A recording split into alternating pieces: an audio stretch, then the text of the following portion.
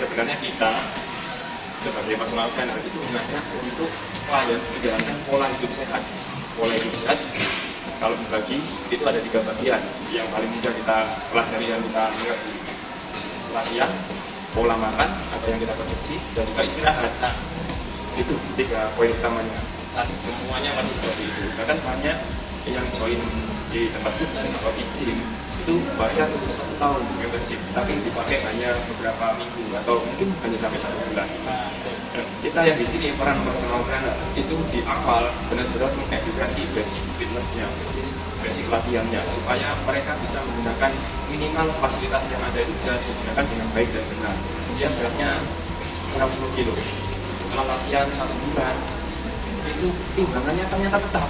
Ketika dia indikatornya hanya ditimbangkan, nanti stres, sudah mengeluarkan effort yang begitu besar, ternyata yang saya dapat ternyata padahal ketika dianalisa lebih detail lagi, dia itu meningkat ototnya 2 kilo, kemudian lemaknya turun 2 kilo.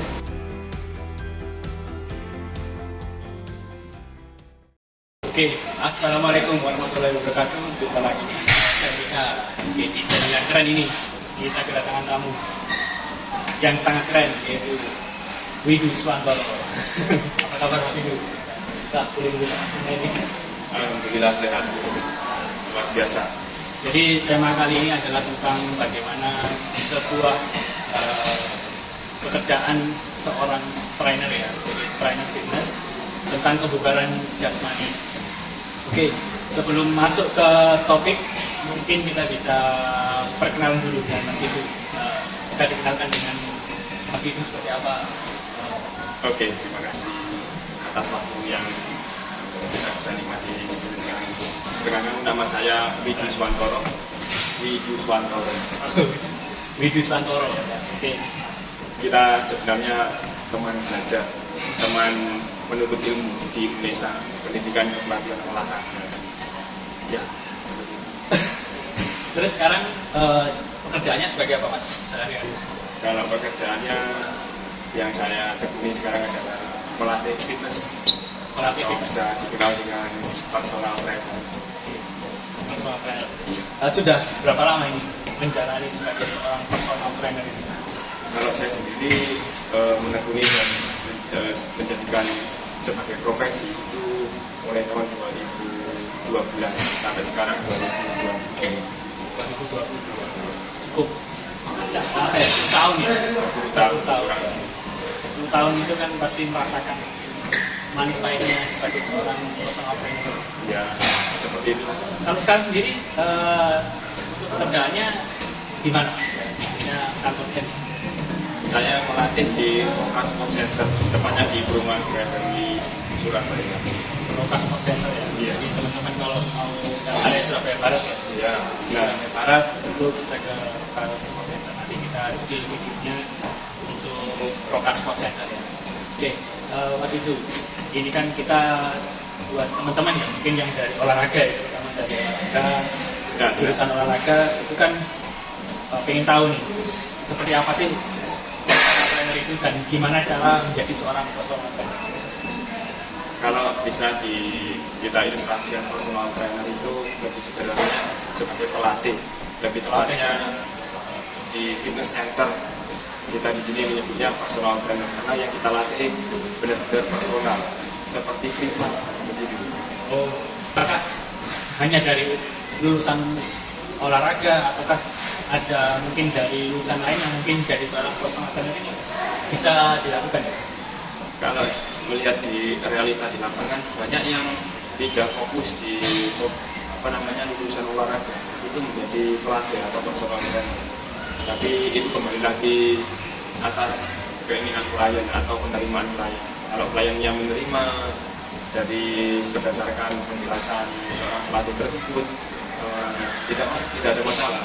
Tapi alangkah baiknya ketika kita yang menjalani profesi personal trainer itu basicnya dari pendidikan olahraga, pendidikan kepelatihan olahraga. Jadi ilmunya itu benar-benar menguasai untuk diaplikasikan di klien kita. Jadi ilmu yang sudah dari basic kuliah tinggal aplikasi di tempat sini ya. Iya. Untuk ini ya, selama menjadi personal trainer itu ada nggak hal yang enak dan tidak enaknya itu apa sih biasanya di personal trainer? Ya mungkin gak enaknya dulu lah. Kalau saya tidak enak itu karena mungkin waktunya ya, karena nanti keseluruhan hari kita berada di tempat kerja. Tapi ya memang itu resiko sebagai profesi. Dibilang tidak enak, tapi kita mencarinya. Jadi apapun kondisinya kita tetap bersyukur. Ketika semakin ramai, otomatis waktu tersisa. Tapi rezeki semakin banyak, pendapatan semakin banyak, kontribusi juga semakin banyak untuk diri kita, untuk klien dan juga untuk tempat fitnessnya itu sendiri. Oh, jadi istilahnya ya memang harus meluangkan waktu lebih ya untuk menjadi seorang personal trainer. Depannya karena personal trainer, jadi kerjanya kita personal ke klien kita. Jadi kita bekerja dengan tubuh kita, otomatis menyita waktu yang kita butuh. Apa menjadi seorang personal trainer itu harus bikin orang itu seperti olahraga gitu ya? Atau gimana? Sebenarnya kita sebagai pelatih mengatur dan menyusun program latihan sesuai fitness goal yang ditentukan di awal. Fitness goal Itu kayak gimana? Fitness goal ini pencapaian level fitness yang diinginkan oleh klien. Karena ini kan berbeda-beda, jenisnya juga banyak. Contohnya dari gemuk atau overfat jadi ingin kurus, atau kerjanya fat loss. Ada juga yang muscle gain, ada juga yang dari kurus ingin gemuk, macam-macam. Tetapi kalau di garis besar atau di persentase bisa 70% yang dari nge-gym, yang menggunakan jasa personal trainer itu dari gemuk ingin kurus. Dari gemuk mungkin kurus. Ya, Jadi memang orang yang pengen menurunkan berat badan gitu ya. Banyak kan cewek atau cewek? sama saja. Sama ya. Tantangannya jadi personal trainer ini kayak gimana? Kan pasti orang itu macam-macam ya. Ada yang senang sedikit latihan sudah capek, padahal dia sudah beli program atau gimana gitu. Ini menarik. Tantangannya gimana? Kalau dibilang tantangan, sebenarnya kita sebagai personal trainer itu mengajak untuk klien menjalankan pola hidup sehat. Pola hidup sehat kalau dibagi itu ada 3 bagian yang paling mudah kita pelajari dan kita mengerti. Latihan, pola makan atau yang kita konsumsi, dan juga istirahat. Nah, itu 3 poin utamanya. Latihan, Pola makan atau nutrisi, kemudian istirahat. Peran personal trainer hanya di bagian latihan. Nutrisi ada nutrisionis, istirahat dikendalikan sendiri oleh klien. Tapi kita edukasi supaya klien itu menjalankan pola hidup sehat. jadi di porsi yang satu itu ya, Iya. fokus di situ. Berarti ada nggak personal trainer yang bisa menyarankan sekaligus nutrisinya, kan gitu bisa diatur? Bisa ya? bisa sekali, bisa. Tetapi alangkah baiknya ketika kita menjalankan profesi kita sebagai personal trainer hanya sebatas mengarahkan. Itu ada bagiannya sendiri. Seperti banyak dokter umum. Nanti juga ada dokter spesialis jantung, paru-paru, kulit. Ya seperti itu. Ketika kita menjalankan profesi kita dengan yang sebenarnya, itu sebenarnya semakin kecil ruang hidup kita, tetapi semakin spesial kita kerjakan. Gitu. Berarti ini ya, semakin spesifik ya. Ya. Dan untuk saat ini peminat istilahnya gym di area Surabaya ini kayak gimana? Atau secara umum lah pola orang Indonesia itu kayak gimana? Kalau saya amati, ini kan kebetulan di masa masih suasana PPKM atau bisa dikatakan pandemi. Ini minatnya sudah mulai tumbuh. Ini kalau kita ulas konkret dan menyeluruh. Kalau pengetahuan tentang kesehatan, banyak yang sudah mulai sadar akan pentingnya olahraga untuk menjaga kesehatan. Tapi banyak benturannya. Ketika kita mau menjalankan olahraga, nanti masih ada rasa ketakutan di masa pandemi ini, terlebih lagi di virus corona. Gitu. Jadi mungkin ini ya, kalau selama pandemi ini kan orang kebanyakan di rumah ya. Terus sekarang kan sudah memasuki wilayah endemi lah, sudah peralihan.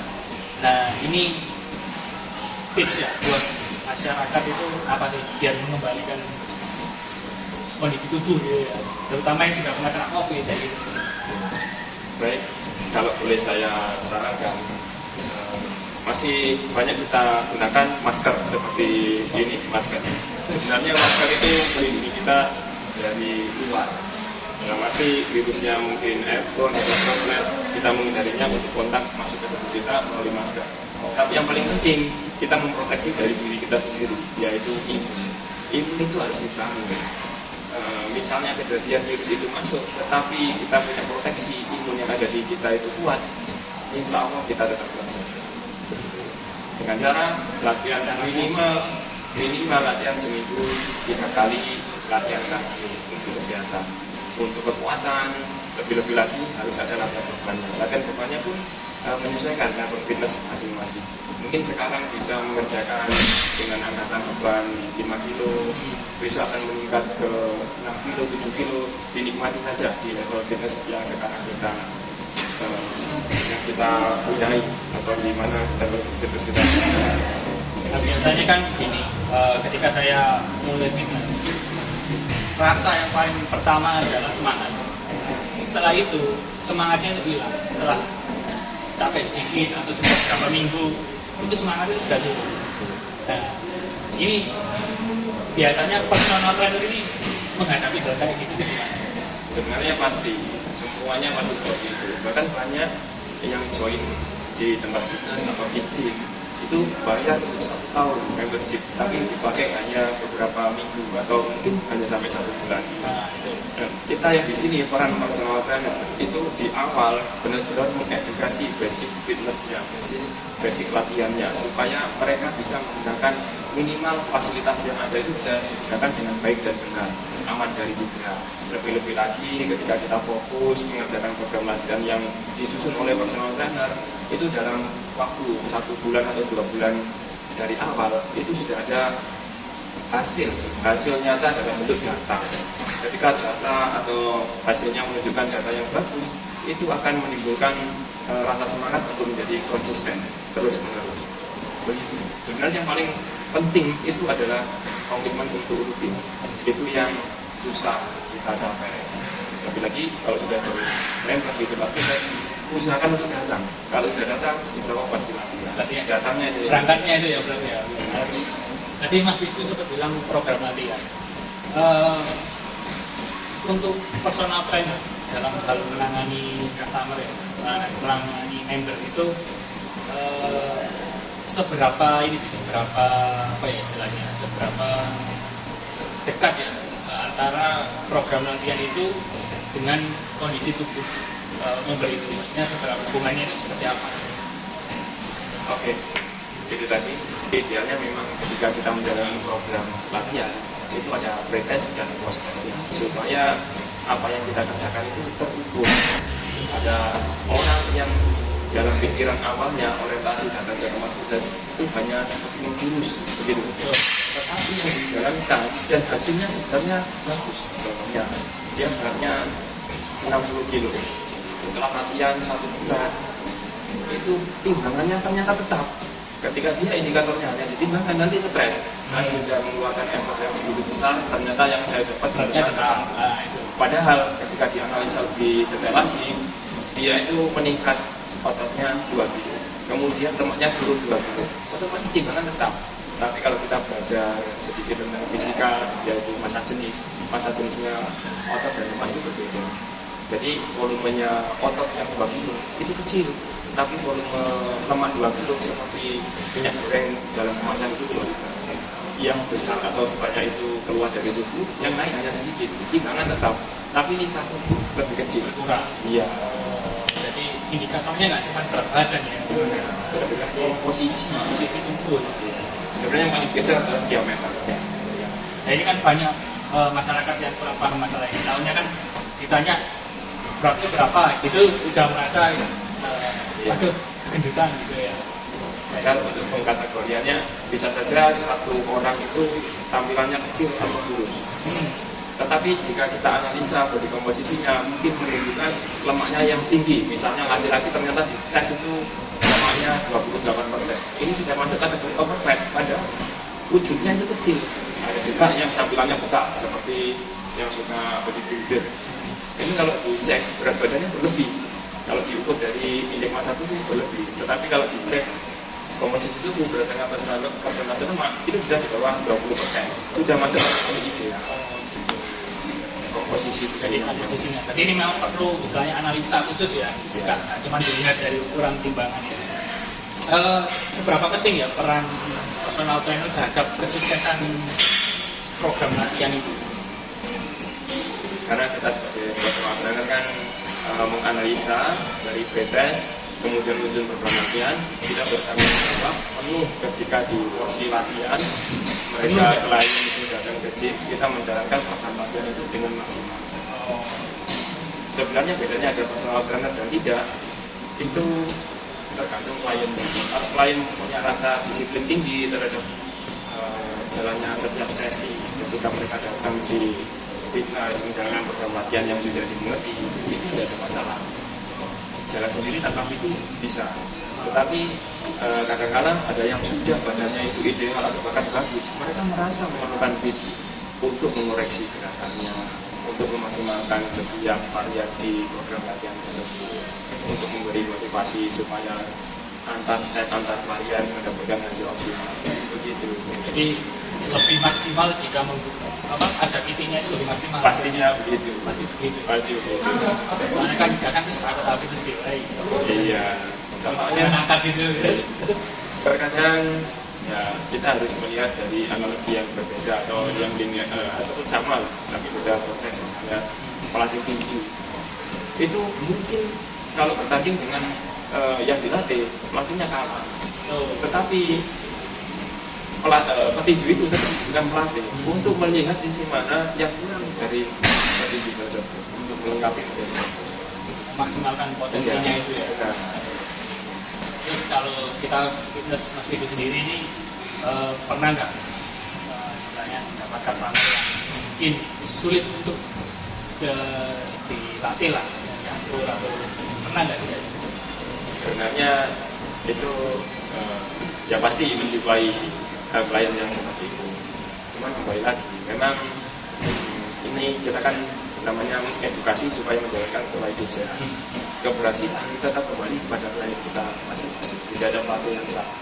Cuma kita bisa memberikan motivasi, lebih-lebih lagi kita menggali motivasi intrinsik yang sudah ada di klien kita supaya komitmen dan konsisten menjalankan program yang memang ini tidak bisa instan. Contohnya kalau kita ngejar untuk fitness goal yang fat loss ya, ada satu ketika berat badannya ditanya itu kalau kita datang kita analisa berat badannya mungkin 80 kilo. Kalau dihitung target harusnya mengurangi lemak sebanyak 12 kilo, katakanlah seperti itu. Kita penyusunan time frame untuk menggapai atau mencapai fitness goal itu mungkin memerlukan waktu estimasi sekitar 6 bulan. Jadi 1 bulan 2 kilo. Kadang-kadang kita kembalikan lagi untuk membangkitkan motivasi klien.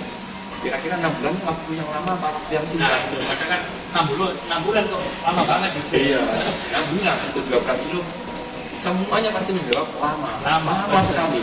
Tetapi ada pertanyaan lagi, contohnya kalau ditanya semua klien hampir sama jawabannya. Lama pasti. Ya. Kalau menurunkan badan atau menaikkan berat badan itu gampang. Mungkin Mas Andi juga menaikkan berat badan sama menurunkan berat badan. Gampang menaikkan. Semuanya menjawab seperti itu. Kenyataannya yang tadi contoh 80 kilo itu mungkin usianya 30 tahun. Dulu SMA beratnya berapa? SMA berat saya mungkin dia jawab 65 gitu. Pada kenyataannya dari SMA sampai ke umur 30 mungkin waktunya kisaran 12 tahun. Kurang lebih seperti itu ya, 12 tahun. Dia menaikkan berat badan 12 kg perlu waktu 12 tahun. Ternyata lama. Yang notabene menaikkan berat badan gampang. Jadi kalau menurunkan berat badan itu 12 kilo kita perlu waktu untuk mendapatkan target 6 bulan.